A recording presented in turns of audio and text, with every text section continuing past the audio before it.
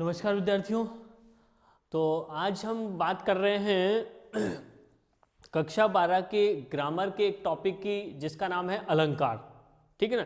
तो इन कक्षाओं में हम समझ रहे हैं, जितना भी सिलेबस हमने पढ़ा है उसको हम रिवाइज कर रहे हैं और हम समझ रहे हैं कि क्वेश्चन किस प्रकार होंगे और किस प्रकार हमको आंसर करने हैं। तो आज का हमारा टॉपिक है अलंकार। अलंकार में दो प्रकार के प्रश्न पूछे जा सकते हैं। या तो हमसे पूछा जाए कि अलंकार की परिभाषा और उसका उदाहरण बताइए, या फिर उसका भेद बताइए। ठीक है। या फिर हमसे पूछा जा सकता है कोई भी एग्जाम्पल दिया जाए और हमको उसका नाम बताना हो।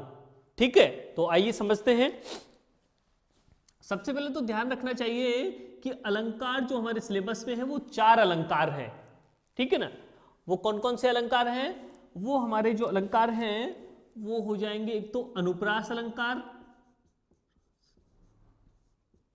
फिर उसके बाद यमक अलंकार और श्लेष और उपमा अलंकार। ये 4 अलंकार हमारे सिलेबस में हैं और जिनके हमें 2 अंक मिलेंगे। 4 अलंकार को तैयार करने पर 2 अंक हमको मिलेंगे। क्या याद करना है समझिए, बिल्कुल इजी है। फर्स्ट नंबर है अनुप्रास। अनुप्रास की परिभाषा क्या है, क्या होती है कि जहां पर वर्णों की आवृत्ति होती है, सीधा सिंपल है कि वर्णों की आवृत्ति जहां होती है उसे हम अनुप्रास अलंकार कहते हैं। ठीक है। और इसके भेद पूछा जाए कि इसके भेद कितने हैं, तो इसके भेद हैं 4। ठीक है। तो हम लिख देंगे कि इसके 4 भेद हैं, जिसको हम कह सकते हैं छेका अनुप्रास। दूसरा नंबर हो जाएगा वृत्ति अनुप्रास।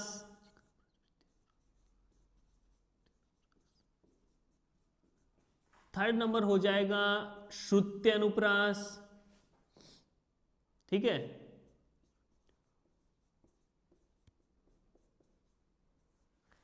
फिर हमारा हो जाएगा अंत्यानुप्रास।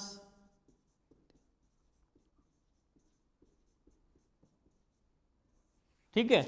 तो ये इस प्रकार से अनुप्रास के भेद हैं। जहां वर्ण की एक बार ही आवृत्ति होती है वो छेका अनुप्रास है। जहां एक से अधिक बार आवृत्ति होती है या रिपीटेशन होता है उसे हम वृत्ति अनुप्रास कहते हैं। जहां पर एक ही उच्चारण स्थान से बोले जाने वाले वर्णों की आवृत्ति होती है तो वो श्रुत्य अनुप्रास होता है। और जहां पर किसी 2 वाक्यों के अंत में वर्णों की आवृत्ति होती है तो उसे हम अंत्यानुप्रास कहते हैं। और अनुप्रास अलंकार का एक भेद, अन्य भेद और भी है, जिसका नाम हम कह सकते हैं लाटानुप्रास। जहां पर वर्णों की और शब्दों की आवृत्ति होती है। ठीक है ना। शब्द भी सेम होते हैं और उसका अर्थ भी सेम होता है, लेकिन उसके भावार्थ में भिन्नता होती है। ठीक है ना। तो ये जो इसके भेद हैं, इसके अर्थ को समझने की हमको आवश्यकता नहीं है। केवल इतना हमको समझना है कि अनुप्रास अलंकार में वर्णों की आवृत्ति होती है और उसके 5 भेद हैं। ठीक है। दूसरा नंबर है यमक अलंकार। यमक अलंकार में हमको क्या समझना है कि यहां शब्दों की आवृत्ति होती है। यमक अलंकार में शब्दों की आवृत्ति होती है। ठीक है ना। शब्द रिपीट होते हैं। यहां पर दोनों में अंतर क्या है? वर्णों की आवृत्ति तो अनुप्रास, शब्दों की आवृत्ति तो यमक अलंकार। ठीक है। यहां पर इसके जो भेद हैं वो 2 भेद हो सकते हैं। पहला हो जाएगा अभंग यमक, दूसरा हो जाएगा सभंग यमक। ठीक है ना। अभंग मतलब, भंग मतलब तोड़ना, तो तोड़ने के बाद कुछ अर्थ निकलेगा तो वो हो जाएगा सभंग, और बिना तोड़े ही कुछ अर्थ निकल रहा है तो वो अभंग कहलाएगा। ठीक है। हमको इसका अर्थ नहीं समझना, केवल इतना समझना ही पर्याप्त है कि यमक में शब्दों की आवृत्ति होती है और इसके 2 भेद हैं। ठीक है। थर्ड नंबर हमारा हो जाएगा श्लेष अलंकार। श्लेष अलंकार, श्लेष अलंकार में क्या होता है, जहां एक ही शब्द की, एक शब्द हो और उसके अनेक अर्थ निकलते हैं, एक शब्द के अनेक अर्थ जहां निकलते हैं वहां पर श्लेष अलंकार होता है। ठीक है, और इसके दो भेद हैं, एक हो जाएगा, पहला नंबर है शब्द श्लेष हो जाएगा, ठीक है, और दूसरा हमारा हो जाएगा अर्थ श्लेष, दूसरा है अर्थ श्लेष। ठीक है ना, तो ये हो जाएगा शब्द श्लेष और अर्थ श्लेष। ठीक है, शब्द श्लेष में भी दो पार्ट हो जाएंगे इसके, एक हो जाएगा सैभंग श्लेष और दूसरा हो जाएगा अभंग श्लेष। ठीक है, तो इस तरीके से हमको क्या समझना है कि जहां एक शब्द के अनेक अर्थ निकलते हैं वो श्लेष अलंकार होता है, क्योंकि श्लेष का अर्थ होता है चिपकना, एक ही शब्द के बहुत से अर्थ चिपके हुए रहते हैं। ठीक है, और इसके दो भेद हैं, शब्द श्लेष, अर्थ श्लेष, और शब्द श्लेष के भी दो भेद हैं, सभंग और अभंग यमक। ठीक है ना, क्योंकि यहां पर इसमें शब्दों में भी चमत्कार है, क्योंकि अर्थों में भी चमत्कार है, तो शब्द और अर्थ दोनों में चमत्कार होने के कारण ये जो श्लेष अलंकार है इसे हम उभयालंकार का उदाहरण कहते हैं। ठीक है, श्लेष अलंकार को कहां रखा जाएगा, उभयालंकार में, और ये जो अनुप्रास अलंकार है ये किस में आ जाएगा, शब्दालंकार में। ये शब्दालंकार का एग्जाम्पल है, और यमक भी क्या है, शब्दालंकार का एग्जाम्पल है। तो इन तीनों में हमको अंतर करना है। क्या अंतर करना है, समझिए एक एग्जाम्पल से। जैसे मैंने कहा कि भगवान भक्तों की भयंकर भूरी भीति भगाइए। ठीक है, अब इस पंक्ति का हमें अर्थ समझ में आ रहा है, अगर नहीं भी आए तो कोई परेशानी नहीं है, केवल हमको इसको पढ़ने से ही एक अलग बात लगे, ठीक है ना, अलग उसका प्रेजेंटेशन लगे तो हम समझ जाएंगे कि ये अनुप्रास अलंकार है। अलग क्या बात है, अलग यह है कि भय भय भय भय भय और भय, भगवान भक्तों की भयंकर भूरी भीति भगाइए। ठीक है ना, तो यहां पर ये जो भय आ रहा है बार बार, ये है अक्षर, और अक्षर जब रिपीट होता है तो वो अनुप्रास अलंकार कहलाता है। ठीक है ना, अगर मैंने लिखा कि कनक कनकते 100 गुनी मादकता अधिकाय, कनक कनकते 100 गुनी, ठीक है, तो ये जो कनक है इसके दो शब्द, दो अर्थ हैं इसके। कनक का मतलब स्वर्ण, सोना भी होता है, कनक का मतलब धतूरा भी होता है। ठीक है ना, दो अर्थ निकल रहे हैं। यहां पर कहा गया है कि इस सोने से भी, इस धतूरे से भी ज्यादा जो नशा है वो सोने में है, स्वर्ण में है। ठीक है ना, तो यहां शब्द अलग है, ठीक है ना, और शब्द बार बार आ गया, रिपीट हो गया, शब्द रिपीटिशन हो गया शब्द का, और इसका अर्थ भी अलग अलग है, इसलिए यहां पर हो जाएगा यमक अलंकार। तो वर्ण रिपीट होगा तो अनुप्रास अलंकार, शब्द रिपीट होगा तो यमक अलंकार। अब एक चीज यहां पे समझनी है कि यहां पर ये जो कनक आया, ये कनक आया, शब्द दो बार आ गया तो यमक अलंकार, लेकिन यहां पर ये कै आ रहा है, ये कै आ रहा है, ये नय आ रहा है, ये नय, और ये कै और ये कै, इसका मतलब ये वर्ण भी दोबारा आ रहे हैं। तो यहां पर यमक तो है ही है, इसके साथ में अनुप्रास अलंकार भी है। इसका मतलब एक ही पंक्ति में एक से ज्यादा अलंकार भी हो सकते हैं, कोई परेशानी नहीं है। ठीक है ना, तो इन दोनों में अंतर है, इसमें होता है वर्णों की आवृत्ति, इसमें होता है शब्दों की आवृत्ति। अब समझिए यमक और श्लेष में क्या अंतर है। यमक और श्लेष अलंकार में क्या अंतर है, समझिए। जैसे मैंने लिखा कि कनक कनक ते 100 गुनी मादकता अधिकाय।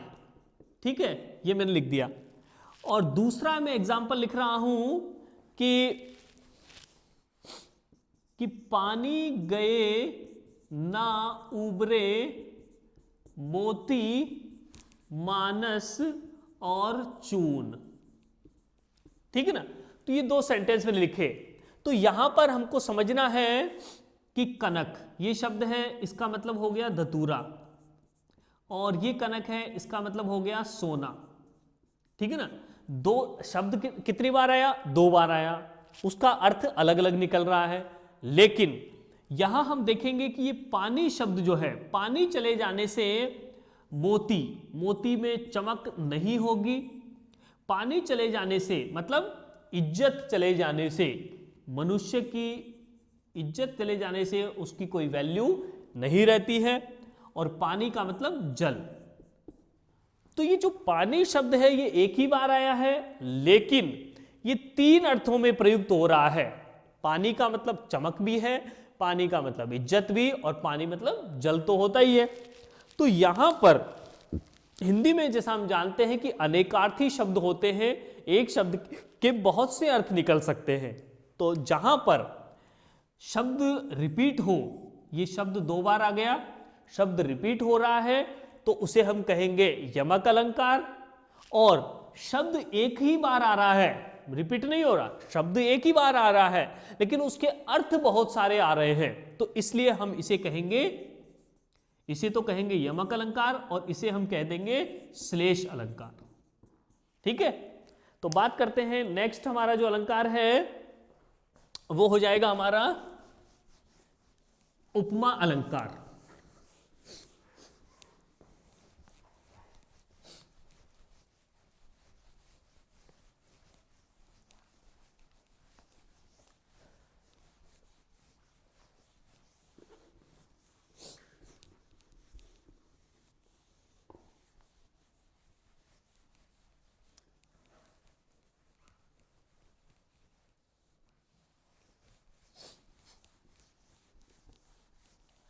अगला जो हमारा चौथा अलंकार होगा वो होगा हमारा उपमा अलंकार। उपमा अलंकार जो है वो अर्थालंकार का भेद है। ध्यान में रखिए कि ये अर्थालंकार का भेद है। इसकी परिभाषा हम के लिए हमको क्या करना है कि जहां पर उपमेय और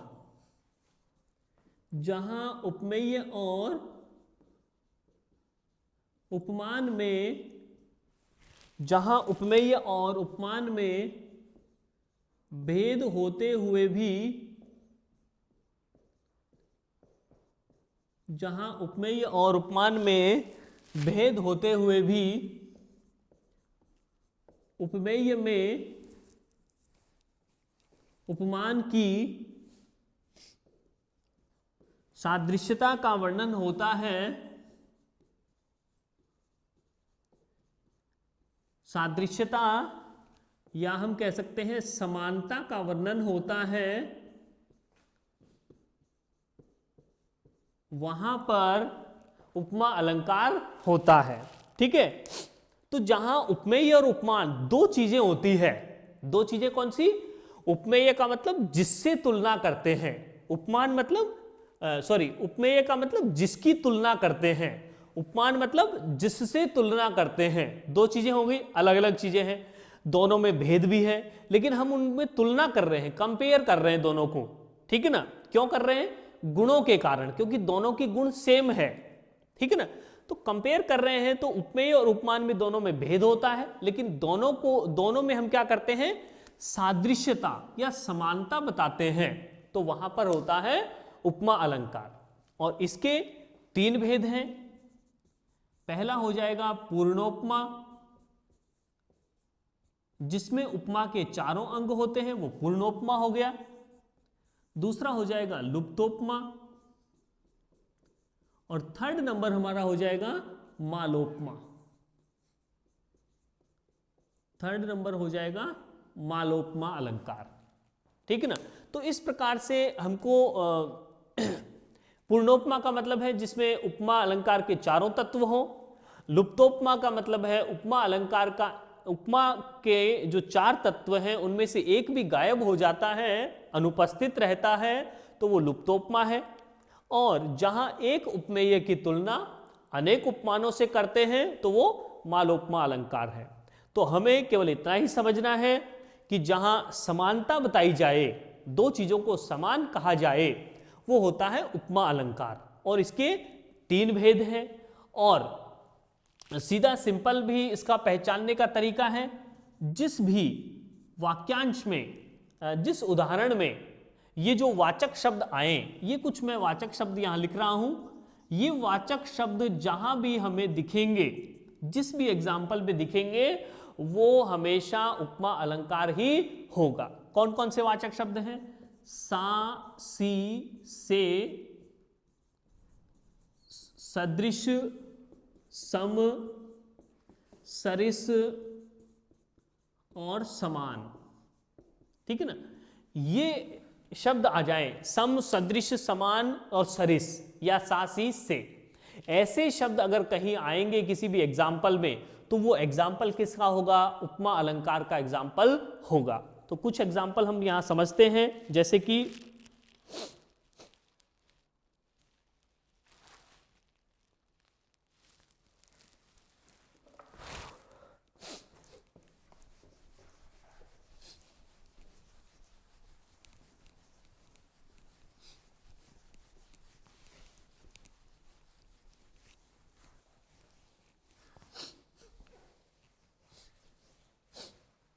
तो कुछ ये हमने चार अलंकार पढ़े, इनके बारे में कुछ अलंकार के बारे में हम जानते हैं कि कौन कौन सा अलंकार हो सकता है।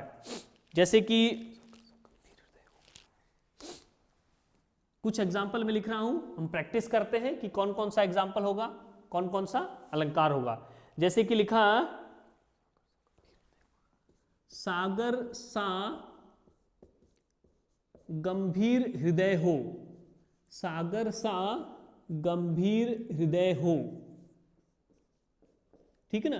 तो यहां क्या बताया गया है, यहां चार अलंकार हमने पढ़े कि जहां पर वर्णों की आवृत्ति होगी तो अनुप्रास अलंकार, शब्दों की होगी तो यमक अलंकार, अगर एक शब्द के बहुत सारे अर्थ निकलेंगे तो श्लेष अलंकार, और समानता बताई जाएगी तो वो उपमा अलंकार। तो यहां देखेंगे कि सागर के जैसा, सागर सा आ गया तो इसका मतलब ये उपमा अलंकार है।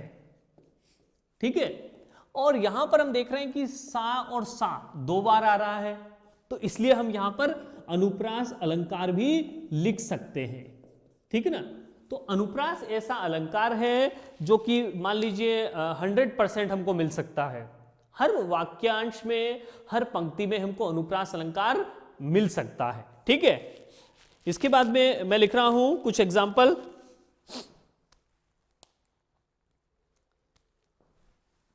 कि भजन कहो,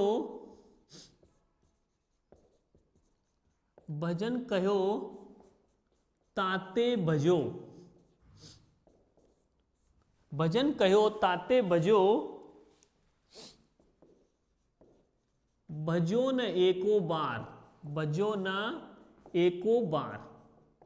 तो कवि क्या कह रहे हैं कि भजन करने के लिए, भजन करने के लिए तुमको कहा था, उससे तुम भजते रहे, भागते रहे।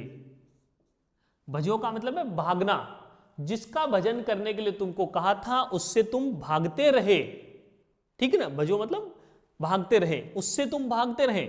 और भजो न एको बार, तुमने उसका भजन या स्मरण नहीं किया। कवि कह रहे हैं कि जिसका भजन करने के लिए तुमसे कहा था, ताते भजो यानी उससे तुम भागते रहे, और भजो न एको बार, तुमने उसका भजन या स्मरण एक बार भी नहीं किया। तो शब्द दो बार आ गया कि भजो, ये भजो, इस भजो का मतलब है भागना और इस भजो का मतलब है भजन करना, स्मरण करना। तो शब्दों की आवृत्ति है, इसलिए हम यहां पर लिख देंगे यमक अलंकार। और वर्ण तो आवृत्ति हो ही रही है, तो इसलिए अनुप्रास अलंकार भी हम लिख सकते हैं। ठीक है, इसके बाद में हम लिखेंगे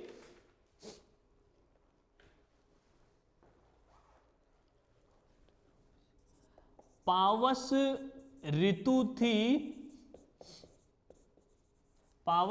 थी पर्वत प्रदेश। तो ये जो एग्जाम्पल हमने लिखा, तो यहां पर हम देख रहे हैं कि एक सिंपल सा सेंटेंस है, यहां कोई विशेष बात नजर नहीं आ रही है।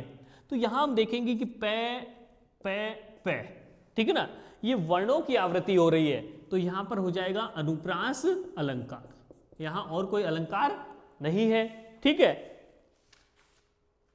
इसके बाद में हम लिखेंगे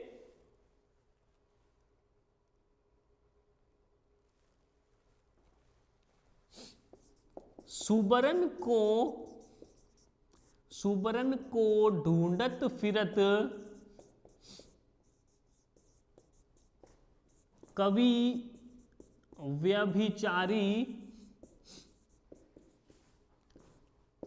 व्याभिचारी और चोर। ठीक है ना, ये सेंटेंस हमने लिखा। तो सुवर्ण को ढूंढ रहा है, कौन ढूंढ रहा है? एक तो कवि किसको ढूंढ रहा है? सुवर्ण को, अच्छे वर्ण को। कवि को क्या चाहिए? अच्छा अक्षर चाहिए, अच्छे वर्ड्स उसको चाहिए लिखने के लिए, कविता लिखने के लिए उसको अच्छे वर्ण चाहिए। और जो व्याभिचारी है उसको क्या चाहिए? अच्छा वर्ण या गोरा रंग। सुवर्ण जो है बुरे आदतों में जो फंसा हुआ व्यक्ति है उसे भी गोरा रंग उसको चाहिए, सुंदरता के प्रति वो मोहित हो गया है। ठीक है, चोर जो है उसको भी स्वर्ण चाहिए। ठीक है ना, तो इसका मतलब है कि ये सुवर्ण जो है वर्ड एक ही है, लेकिन ये किसके लिए आ रहा है? इस सुवर्ण के लिए, इस सुवर्ण के लिए और स्वर्ण के लिए आ रहा है। तो शब्द तो एक ही है, लेकिन ये तीनों के लिए काम में आ रहा है। तो जहां एक ही शब्द हो और उसके तीन अर्थ हो या तीन जगहों में या 300 जगहों में काम आता हो, वो जो शब्द कहलाएगा। और ये जो एग्जाम्पल होगा वो किसका हो जाएगा? यहां पर हम लिख देंगे श्लेष अलंकार। ठीक है ना, तो ये श्लेष अलंकार हो जाएगा। तो इस प्रकार से हम एग्जाम्पल को सॉल्व कर सकते हैं। ठीक है ना, बिल्कुल आसान है इनको पहचानना। ठीक है ना, तो केवल यहां जो श्लेष अलंकार है इसको थोड़ा हम प्रैक्टिस से इसको समझ सकते हैं। ठीक है ना, कुछ एग्जाम्पल इसके हम सॉल्व कर सकते हैं और फिर इसको हल कर सकते हैं। ठीक है, धन्यवाद।